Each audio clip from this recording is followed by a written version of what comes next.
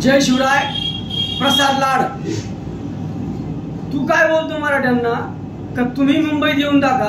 अरे जेव्हा मराठे मुंबईत आले होते तेव्हा तुम्ही भाजपचे जेवढे उंदर आहे ना, उंदर ज्यांनी उंदराचे धंदे केलेले आहे तिथं मुंबईमध्ये आणि उंदराचे धंदे करून मोठे झालेले हे बिळात लपून बसले होते.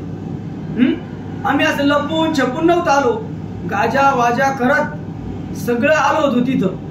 तेव्हा ते भाजपचे उंदरावानी पळून गेले होते. आणि जर मनोज दादा जरांगे यांच्याबद्दल जर अपशब्द फडणवीस तुमचे मालक त्या मालकाने फेकलेल्या तुकडे त्या तुकड्यावर जर इकडे भुकले तर तुझ्यात हिंमत असेल ना तू महाराष्ट्रात येऊन दाखव. तू उंदराचे धंदे करून मोठा झालेला हे तूच सांगितलं, पण आम्ही सुद्धा एका बुक्कीत बैलाला खाली वाकवतो. तर त्याच्यामुळे तुझ्यात हिंमत असेल ना तू महाराष्ट्रात फिरून दाखव. आणि हे उत्तर खूप मी सौम्य पद्धतीने तुला देतोय. याच्या पुढचं जे उत्तर राहील ते घाणेरडे राहणार, तुला महाप्रसाद दिलेला नाही. त्यासाठी तुला मी सांगतो, तुझ्या हिंमत असेल ना पोलीस प्रोटेक्शन व कुठल्याही स्वतःच्या हिंदीवर महाराष्ट्रात फिरून दाखव. पोलिसांच्या बळावर तिथं काय बोलतो तू? तुझ्या दम असेल ना येऊन पब्लिक मध्ये येऊन बोलून दाखव.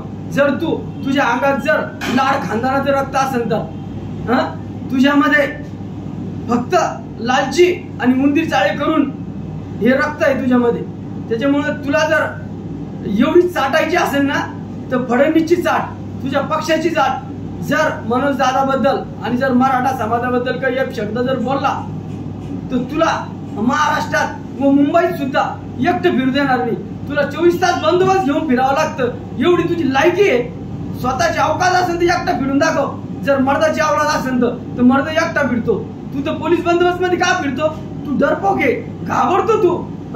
तुला आजपासून आम्ही लाडका उंदीर हे नाव देतो. त्याच्यामुळे तू ध्यानात ठेव, तुझा दम असेल ना तू महाराष्ट्रात फिरून दाखव. आम्ही तुला इशारा देतो, लाड ध्यानात ठेव. आणि सर्व मराठ्यांना माझी विनंती आहे, हा व्हिडिओ जे कुत्रा पाळेल भाजपचं त्याला लवकरात लवकर पाठवा. माझी नम्र विनंती.